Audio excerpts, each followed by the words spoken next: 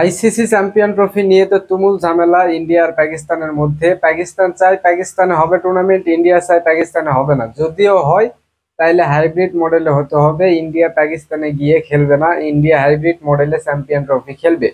এইটা নিয়ে তো অনেক দিন ধরে অনেক ঝামেলা। আইসিসি লাস্ট মিটিং করছে, সেখানে বলছে যে বোঝাপড়া তারা দুই বোর্ড করবে, মানে পাকিস্তান এবং ইন্ডিয়া ক্রিকেট বোর্ড মিলে সিদ্ধান্ত নিবে তারা কি করবে।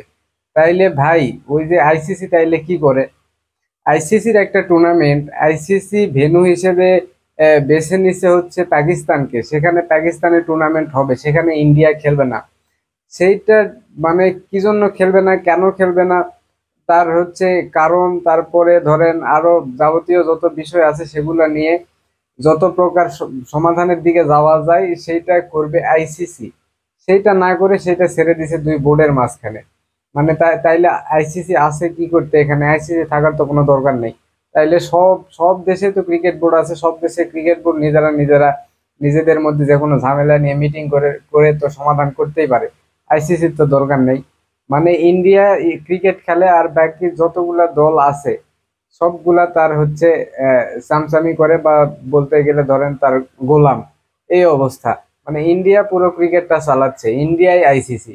আইসিসি ওইটা শুধু মানে একটা থাকতে হবে সেই হিসাবে একটা নাম ব্যবহার করে প্রতিষ্ঠান গড়ে তুলছে আইসিসি, এই আর কোনো আইসিসির কাজ নাই।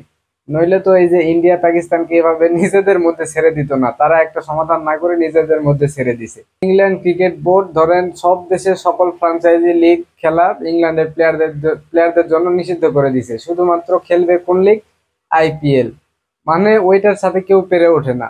আর পাকিস্তান তো লেগে আছে, মানে একটা শত্রুতা আছে তো দুই দেশের মধ্যে, যার জন্য এখন পর্যন্ত একটা ছ্যাঁচড়ামি চলতেছে, কিন্তু শেষ পর্যন্ত পাকিস্তান কিন্তু টিকবে না এই ছ্যাঁচড়ামিতে।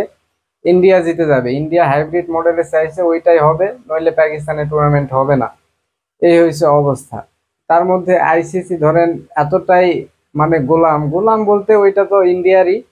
যখন ইন্ডিয়া পরপর দুইটা টেস্ট চ্যাম্পিয়নশিপ হারলো, একটা অস্ট্রেলিয়ার সাথে আর একটা নিউজিল্যান্ডের সাথে, যেহেতু তারা পারতেছে না আইসিসি চ্যাম্পিয়ন ট্রফি জেতা ইন্ডিয়া, তো ইন্ডিয়াকে তো জেতানো দরকার।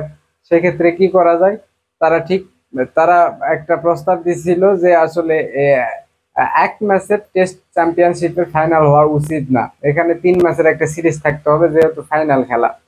ভাই তাইলে ওই যে ইংল্যান্ড আর নিউজিল্যান্ড যখন 2019 বিশ্বকাপের ফাইনাল হলো, তখন ভাই তখন ভাই 3 ম্যাচের করলেন না কেন? ওইটা তো ফাইনাল, ওইটা তো হচ্ছে ওয়ার্ল্ড কাপের ফাইনাল, যেখানে পুরা ম্যাচ ডমিনেট করলো নিউজিল্যান্ড। পুরা তারপর হচ্ছে পাওয়ার কি সুপার ওভারে ডমিনেট করলো নিউজিল্যান্ড, সেখানে বাউন্ডারির হিসাব করে ইংল্যান্ডকে জিতিয়ে দেওয়া হলো। এটা কোনো কথা?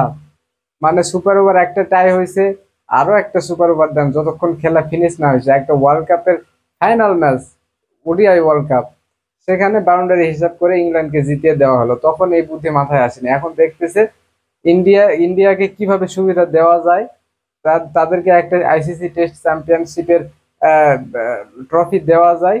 সেই জন্য তারা এখন চিন্তা করতেছে চ্যাম্পিয়ন ট্রফির ফাইনাল হচ্ছে, আইসিসি টেস্ট চ্যাম্পিয়নশিপের ফাইনাল হচ্ছে 3 ম্যাচের সিরিজ করা যায় কিনা। এই হচ্ছে অবস্থা, মানে পুরা ক্রিকেটটাই ইন্ডিয়ার নিয়ন্ত্রণে।